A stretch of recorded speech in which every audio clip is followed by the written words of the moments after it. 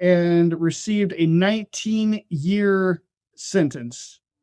So it seems Russia's going pretty strong on the foreigners here. How long do you think this war will go on? Oh, it's a very difficult question. Back in 2022, I tried to make, as I said, the predictions like many people around the world did, and everyone was wrong. I mean, of course, the most important thing is people stop dying, and it would be great if today there was a ceasefire declared, and everyone stopped dying, and everything went back to peace and all that. But I don't think it's going to be happening anytime soon, unfortunately, because Russia has made it clear that Russian law considers the four regions, Zaporozhye, Kherson, Donetsk, and Lugansk, part of Russia. Western law, and of course Crimea, but even now Trump says he's going to say Crimea is Russia, so that's not even worth a discussion anymore. But Ukraine law and Western law says that these four regions are part of Ukraine.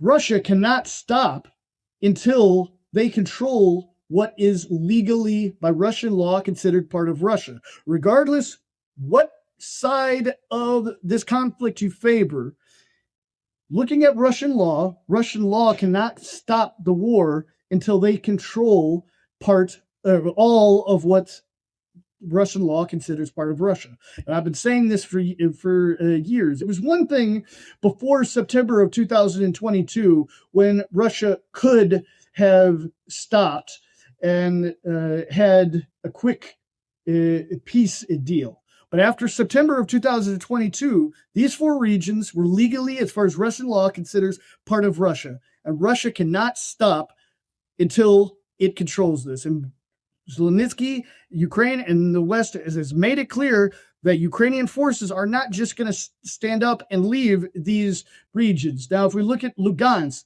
there's 99% of the area of Lugansk that's controlled by Russia. But if you go south to the Donetsk region, it's there's less controlled by Russia, with several important key places like Kramatorsk and Slavyansk, which actually hold the water supply to Donetsk. And then, of course, in Kherson, you've got the city of Kherson and Zaporozhye, the city of Zaporozhye, which are cut geographically by a river, is basically the front line now. And I mentioned the water supply for Donetsk. Basically, after Russia took control of Mariupol in 2022, the first thing Ukraine did was cut the water from the Kramatorsk area going into Donetsk and down to Mariupol. The reason they didn't cut the water to Donetsk in the previous 8 years, like they did with Crimea, because that was the first thing they did with Crimea when Russia took Crimea, and they cut the water supply from Ukraine, literally dammed the canal that was feeding water to the people of Ukraine, of Crimea. And the water supply was going underneath Donetsk and into Mariupol, and Mariupol had to be fed by water when they controlled Mariupol. But once Russia fully took control, Ukraine shut off the water to Donetsk and Mariupol. And for a long time in Donetsk, you were only getting 2 hours every 3 days of water. I mean, just horrible living conditions, because Ukraine made the decision to shut off the water to these people, the people that they said they were trying to stop from leaving the country for 8 years. Russia made a huge project to bring water from the Rostov region into the Donetsk region. And it's still ongoing. And now there's a couple hours a day of water in Donetsk. That's horrifying. Have you seen any reports of the Ukrainian military selling NATO arms outside of Ukraine?